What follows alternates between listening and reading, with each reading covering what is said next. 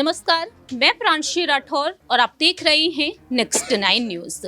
बिहार के मुख्यमंत्री नीतीश कुमार ने जब से मुलाकात की है राजभवन पहुंचकर राज्यपाल से, तब से अटकलें तेज हैं कि कहीं ना कहीं वह पाला बदल सकते हैं, बीजेपी में शामिल हो सकते हैं। ऐसे में देखा जा रहा है कि नीतीश कुमार ने खुलकर तारीफ की है देश के प्रधानमंत्री नरेंद्र मोदी की, क्योंकि जिस तरह से स्वर्गीय कर्पूरी ठाकुर को भारत रत्न पुरस्कार से सम्मानित करने का ऐलान किया गया है केंद्र सरकार की तरफ से, इसके बाद वह पीएम मोदी को धन्यवाद देते हुए नजर आए हैं। लेकिन दूसरी ही तरफ नीतीश कुमार ने अब अपने भाषण में ये बात भी साफ कर दी है कि उन्होंने कभी परिवारवाद को बढ़ावा नहीं दिया है। ऐसे में देखा जाए तो कहीं ना कहीं जेडीयू और राजद के बीच जो गठबंधन है उसमें रार बढ़ती हुई नजर आ रही है, क्योंकि दावे तो ये तक किए गए हैं कि जेडीयू के 45 में से 24 एमएलए बगावत कर सकते हैं, तो वहीं यहां पर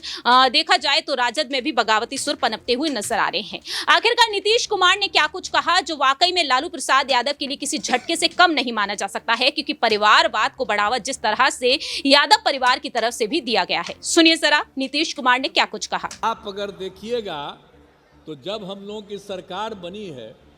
2005 में, तो 2006 के बाद 2007 से लेकर के आई 2023 तक हर साल, पहले कांग्रेस की सरकार या और की सरकार, बाद में अभी जो सरकार है, इन सब लोगों को हम अनुरोध करते रहे, लिखते रहे कि भाई जननायक कर्पूरी ठाकुर जी का भारत रत्न प्रदान किया जाए। अभी लोग नहीं करते थे, लेकिन कल कर दिया है, तो मुझे खुशी है। मैं इसके लिए केंद्र सरकार को और प्रधानमंत्री जी को भी मैं बधाई देता हूं कि उन्होंने स्वीकार कर लिया। अब पता चल गया है कि जननायक कर्पूरी ठाकुर जी का काम इतना तेजी से हुआ और हम लोग शुरू से ही उनके काम को आगे बढ़ाने के लिए जितना काम किए हैं, तब सब लोग करते हैं। तो हम लोग तो करते हैं, लेकिन आजकल तो बहुत लोग अपने परिवार को बढ़ाते रहता है। लेकिन आप समझ लीजिए कि जननायक कर्पूरी ठाकुर जी कभी भी अपने परिवार को नहीं बढ़ाए। और एक ही बात जान लीजिए कि जननायक कर्पूरी ठाकुर जी से ही सीख करके हमने भी अपने किसी परिवार को आज तक नहीं बढ़ाया है, यह पक्का जान लीजिए। हम और लोगों को बढ़ावा देते हैं। तो इसीलिए एक सब चीजों को याद रखिए। कौन क्या बोलता है बोलते रहे, हमको उससे कोई लेना देना नहीं। लेकिन भाई इतनी बड़ी संख्या में जो सभी जातियों के और खास करके पिछड़ा अति पिछड़ा, और उन्होंने कितना बड़ा काम किया आप बताइए। जब उनको मौका मिला तो उन्होंने जितना जितना काम किया, और जब सारा का सारा काम उन्होंने कर दिया, जो भी था पिछड़ा और अति पिछड़ा वर्ग, इस देश में पहली बार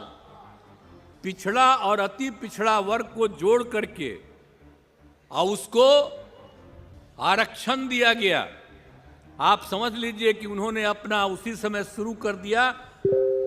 1978 में, और उन्होंने ही कर दिया, जिसमें पिछड़ा वर्ग को 8% और अति पिछड़ा वर्ग को 12% का आरक्षण उन्होंने दिया था। ये पहली बार हुआ। आप जरा समझ लीजिए कि पहली बार। आपने सुना कि नीतीश कुमार के ये बयान ही अब यहाँ पर कहीं ना कहीं रार को बढ़ा सकते हैं। हमारे साथ इस वक्त मौजूद हैं अबरार। आखिरकार नीतीश कुमार के इस बयान पर आप क्या कुछ कहना चाहेंगे? क्या एक बड़ी तैयारी यहाँ पर बीजेपी खेमे के साथ गठबंधन करने को लेकर हो चुकी है?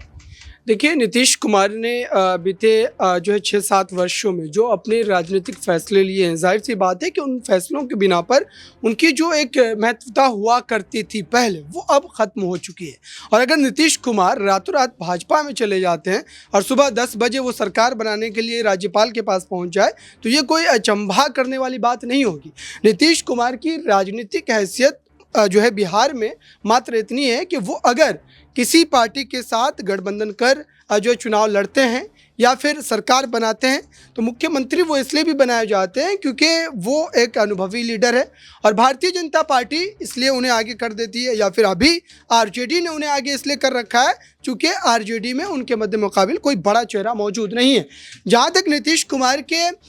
पूरे अगर इस समय अगर देखा जाए उनकी जो राजनीतिक हैसियत है, मुझे लगता है कि पार्टी ने जितनी लोकसभा सीटों पर जीत दर्ज की थी पिछली बार इंडिया के साथ चुनाव लड़ते हुए, इस बार अगर वो इंडिया अलायंस के साथ मिलकर के चुनाव लड़ते हैं तो अब सोचिए पिछली बार की तुलना में जब महागठबंधन बना था, कांग्रेस, आरजेडी, सीपीआई, सीपीएम जब सब साथ थे, तमाम लोगों ने मिलकर साथ चुनाव लड़ा, लेकिन उसके बावजूद भी मात्र एक सीट जो है 40 सीटों में से किशनगंज की सीट जो है वो कांग्रेस के हाथ आई थी, और वो भी इस वजह से क्योंकि वहाँ पर अल्पसंख्यक वोट सबसे ज़्यादा संख्या में है। तो ये एक बड़ा कारण था, लेकिन इस बार के समीकरण बिल्कुल अलग है। और प्रशांत किशोर ने जो बातें कही है जो है मीडिया कर्मियों से बात करते हुए, पॉलिटिकल रणनीतिकार, और जाहिर सी बात है कि वो ऐसे चेहरे हैं जिन्होंने नीतीश कुमार के लिए भी रणनीति बनाई है, प्रधानमंत्री मोदी के लिए भी रणनीति बनाई है, ममता बनर्जी के लिए भी बनाई है, अरविंद केजरीवाल के लिए बनाई है, और जिन जिन के लिए उन्होंने अपनी रणनीति बनाई है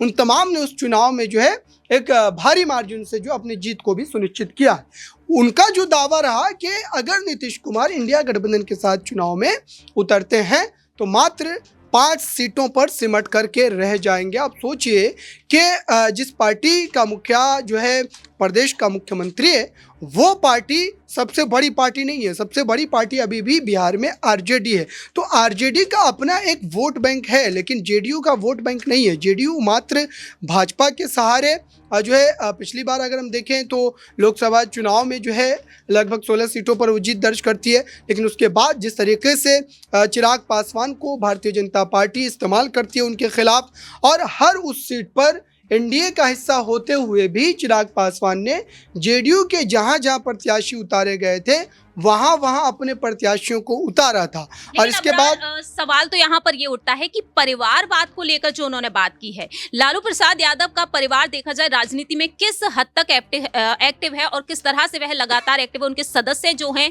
वो बिहार की सियासत में है, इसे लेकर परिवारवाद को बढ़ावा लेने को लेकर जो उन्होंने बात कही है, क्या यहाँ पर उन्होंने एक संकेत दे दिया है कि वह बगावत के लिए अब तैयार हो रहे हैं? देखिए, परिवारवाद को लेकर के जो बयान दिया गया है और जिस ढंग से उन्होंने ट्वीट करते हुए प्रधानमंत्री नरेंद्र मोदी के लिए जिन शब्दों का इस्तेमाल किया है, जाहिर सी बात है कि राजनीति में कई ऐसी बातें होती है जिनको आप दूर तक समझते हैं, और नीतीश कुमार के शब्दावली का जिस तरीके से बदलाव हो रहा है वो कहीं ना कहीं बिहार की राजनीति में आने वाले दिनों में एक नए करवट को दर्शाता है। और नीतीश कुमार को अपने पक्ष में साधने के लिए भारतीय जनता पार्टी पूरी कोशिश करेगी, क्योंकि बिहार वो राज्य है जहां पर भारतीय जनता पार्टी को लगभग कुल सीटों की अगर हम बात करते हैं, कुल सीटों की, तो उसमें से सबसे ज़्यादा आप कह सकते हैं कि 40 में से 39 सीटें जीतना कोई आम बात नहीं है। और बीजेपी ने पिछली बार लोकसभा चुनाव में 40 में से 39 सीटें जीती थी। तो इस बार अगर नीतीश कुमार, लालू प्रसाद यादव जिस ढंग से जातीय जनगणना को लेकर के एक माहौल बिहार में तैयार कर रहे हैं, अगर ये माहौल बना रहा तो ये भारतीय जनता पार्टी के लिए एक बड़े नुकसान का कारण बनेगा। और यही वजह है कि अमित शाह से लेकर के तमाम बड़े चेहरे, या फिर इस काम में आप कह सकते हो उपेंद्र कुशवाहा और जीतन राम मांझी, मुकेश सहनी, चिराग पासवान, ये तमाम ऐसे क्षेत्रीय दल हैं जिनको कहीं ना कहीं बीजेपी अपने साथ ला करके जो है बिहार में उस क्षति को कहीं ना कहीं बचाने की कोशिश कर रही है। तो मुझे लगता है कि नीतीश कुमार को फिर से एक बार जो है एनडीए गठबंधन में मिलाने के लिए बीजेपी किसी भी हद तक जा सकती है, क्योंकि बीजेपी अगर ये काम कर जाती है तो कम से कम 10 से 12 सीटों का जो उन्हें नुकसान होने वाला होगा उससे भाजपा बच जाएगी। अब यही देखना होगा कि नीतीश कुमार ने जिस तरह से बयान दिया है, इस बयान के बाद आखिरकार यहाँ पर लालू प्रसाद यादव का क्या कुछ रिएक्शन सामने आएगा। फिलहाल हमारी इस खास रिपोर्ट में इतना ही। बाकी की तमाम अपडेट्स के लिए आप देखते रहिए Next 9 न्यूज़।